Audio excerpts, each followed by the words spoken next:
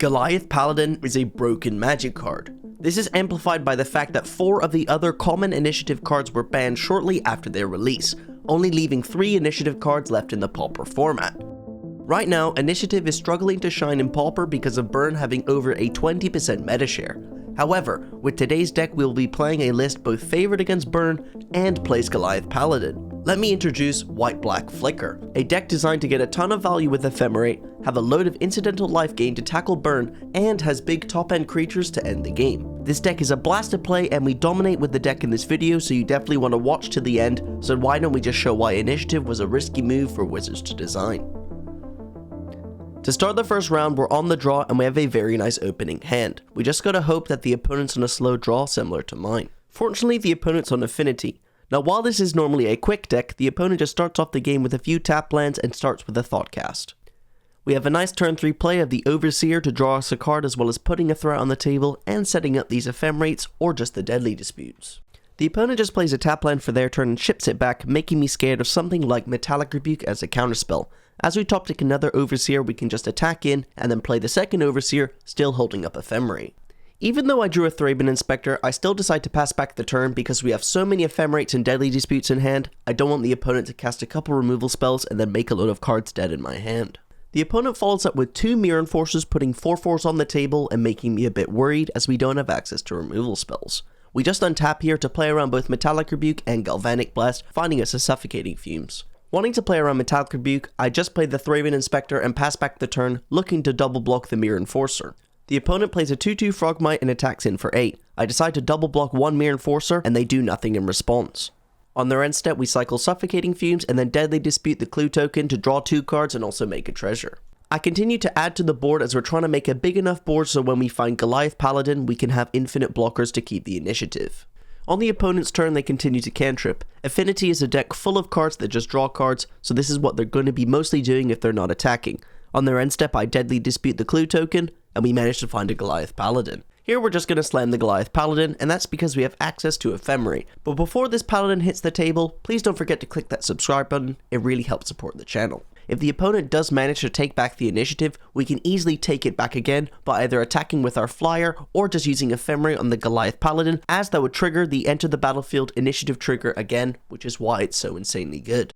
After venturing into the dungeon and passing back the turn, the opponent plays a Kenku Artificer. This is really powerful here because it can put 3+1/+1 counters on an indestructible artifact land, making a 3/3 flying indestructible creature.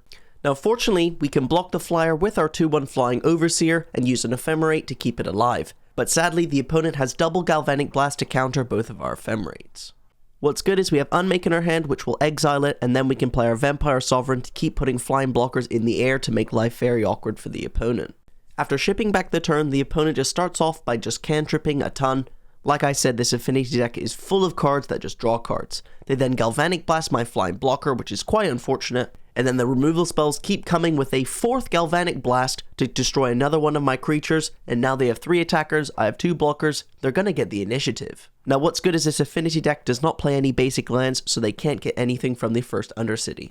But what they do have is a Clark Clan Shaman, a way to wipe the board by sacrificing artifacts to deal 1 damage to each non-flying creature. While that was a very good follow-up play for the opponent, we have the Pegasus Guardian to keep making flying attackers to make sure that we keep getting back the initiative. The Pegasus Guardian is definitely a house and the opponent eventually scoops the game when we get back the initiative and make a big board. Going into boarding, we want 4 Dust to Dust to exile 2 target artifacts, we want a Chainer's Edict to come in, and we take out some clunky removal and stuff that's bad against Galvanic Blast. Game 2 was really boring and quite unfortunate because the opponent had multiple negates, Metallic Rebukes, and Galvanic Blast to just keep wiping my board every turn. The board literally looked like this. The opponent casts a spell and a removal spell, I cast something, they cast a spell and a removal spell and a counter spell. I just couldn't win, they had so much interaction, so let's move on to the third game. Going into the third game, we have turn 3 Dust to Dust as well as a Chainer's Edict and lands. At first this might seem like a really bad hand, but Dust to Dust is so good because it exiles 2 of the opponent's lands that I have to keep it and hope to top deck non-land cards. The game starts off super slowly with both of me and my opponent just hitting our land drops and passing back the turn. Now we get into an interesting spot on turn 3, I decide not to cast the Dust to Dust because the opponent was representing negate and there's no point in me jamming it now, because if the opponent's going to hold up negate for the rest of the game, then that's worth it. I decide here that on my 4th turn I'm going to cast the Dust to Dust so that I can follow up with a Paladin if the opponent taps out next turn. They do have the negate, but I'm not concerned because we're trying to lean in on the Paladin plan. What's good for us here is the opponent proceeds to tap out on their turn, and we can now slam the Paladin with no concerns. We now venture into the Undercity, get a basic Plains out of our deck, and pass back. The opponent proceeds to put a lot of permanents on the board, and also gets 2 Mirror Enforcers down, and a Clark Clan Shaman. Things could get really awkward here. And they do get really awkward when the opponent follows up with a Galvanic Blast, and can now kill my Goliath Paladin with the Shaman. Yeah. What's good is though, we can scry 2 on our upkeep because of the Undercity, and we find a cast down which we put on top of our deck. What we can do now is Chainer's Edict plus cast down and hope that that's good enough, but with the Blood Fountain on the table, they will be able to return the 2 creatures to their hand next turn. They do just that. On their turn, they spend all of their mana to use Blood Fountain to return both Mirror Enforcers from the graveyard to their hand and put them on the battlefield.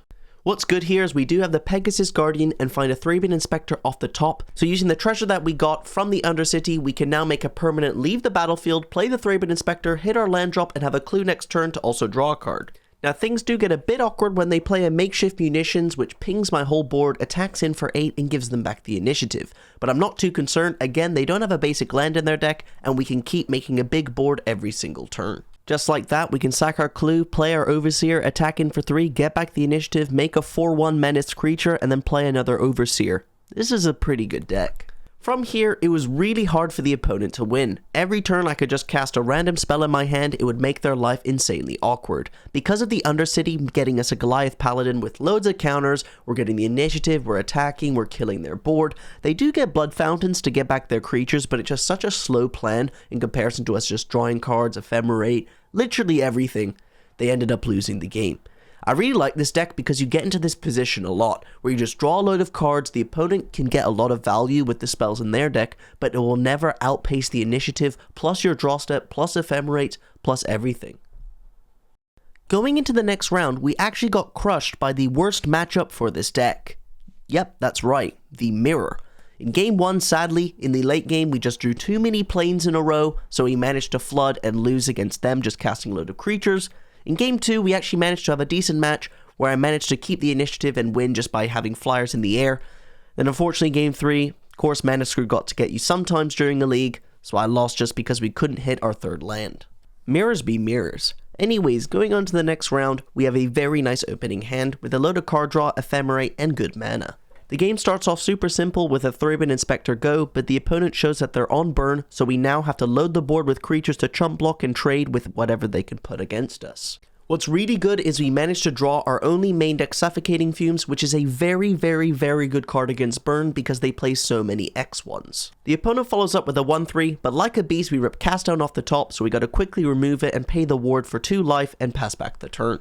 One thing you will see me do a lot is just pass back the turn and not attack with my creatures, and that's because my deck does not win from little pings of 1 damage from Thraben Inspector. We win by initiative, attacking for 10 and 15 all at once. Against burn, you have to keep your life total as high as possible, and with burn playing haste creatures, you always need blockers. The opponent follows up with a Kuldotha Rebirth, which lets them sacrifice an artifact to make 3 1/1s. As they sacrificed an artifact that draws a card, they got a ton of value.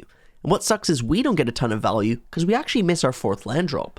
Now I decided not to Suffocating Fumes there because we have 2 1/2s on the battlefield, and if the opponent wants to waste bolts to kill my Thraben Inspectors so I can follow up with Suffocating Fumes, I'd be quite happy. Now we have Ephemerate rebounding on our upkeep. We do target the companion, but they do have the Lightning Bolt to kill it in response. What's good is we finally find the land, so now we can cast Suffocating Fumes and play our bounce land and set up for a very nice Vampire Sovereign next turn. The opponent then has another Kuldotha Rebirth, finding another Experimental Synthesizer, and they attack in, so I chump block with the Thraben Inspector. I then follow up with the Vampire Sovereign and pass back, and the opponent sacrifices the Synthesizer, finding a Lava Dart, and they proceed to wipe my board using a Fire Blast. The opponent bashes in for a lot of damage, and we have to Deadly Dispute a clue token, which finds us a companion, and we find a Dawnbreaker Cleric to gain 2 life, building up a board, and also presenting more blockers, which is what we need. The opponent plays another Swift Sphere, has 1 card left in hand, and we have to hope that this is not a burn spell, so I'm just gonna block 2 1/1s and pray that they don't have the bolt. A bolt they don't have. We get to untap, and now we get to cast 2 removal spells. We just play our land, pass back, hoping to block with the Dawnbreaker Cleric, and we actually get to. Now I'm going to kill the token and kill a Swift Sphere instead of killing both Swift Spheres. Because they're in top deck mode, I just gotta hope that they don't draw bolts for the extra prowess. 3-Bit Inspector was a very, very nice top deck because now we can play Goliath Paladin, get a land out of our deck, then slam the 3-Bit Inspector to present a load of blockers and try and dig for some life gain spells. From here, the opponent proceeds to not really draw anything, Chain Lightning our face, but we find a Vampire Sovereign off the top, Lightning Helixing them, and then we can start attacking with the Goliath Paladin with Vigilance, draw cards with the clues, we draw removal spells, we have the goad, everything went really well from us from here.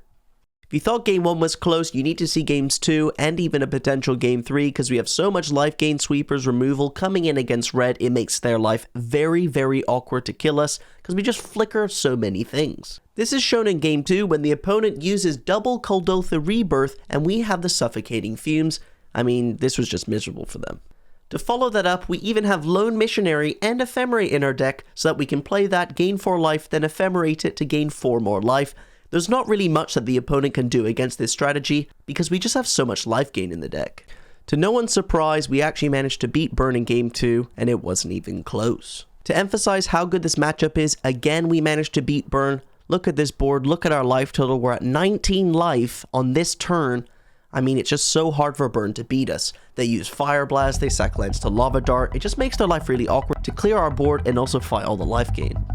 Going into the final round, we crushed this mono blue style tempo deck. They just couldn't deal with all our removal spells and card advantage by just flickering the Sovereign in the first game to do a Lightning Helix, and then in a second game, they mulliganed to 5 on the play, and then decided to just concede the match. So I'll take the 4-1, only losing to the Mirror I should highlight, making me emphasize that I really like this deck in Pauper right now. Overall, I enjoyed it. Let me know down below in the comment section if you enjoyed it as well. Don't forget to like and subscribe. I'm going to open these chests for you gambling degenerates, and check out this video because YouTube thinks you'll like it.